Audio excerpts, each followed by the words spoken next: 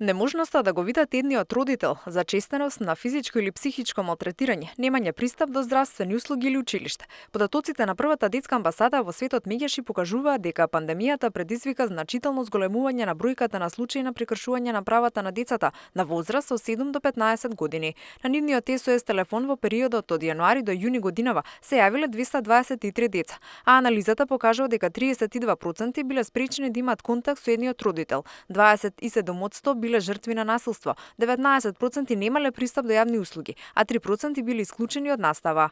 Прв пат ни се јавува да имаме 8 деца кои се грабнати од страна на еден родител, доброволно или не, и тоа се 2% во нашиот извештај, меѓутоа е голем индикатор дека имаме нефункционален систем. 15 деца кои се јавиле кај нас имале проблем со пристапност до образованието како резултат на немање на извод од матична книга на родените.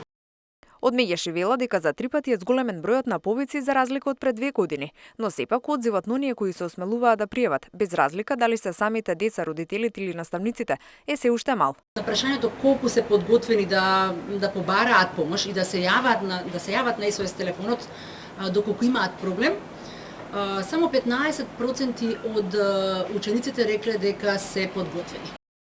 За 6 месеци меѓаши решиле вкупно 151 случаи. Од оние кои пријавиле 100 биле девојчиња, а 99 момчиња. Најчесто на едно дете му биле прекршени повеќе права. Елена Милошевска, Сител телевизија.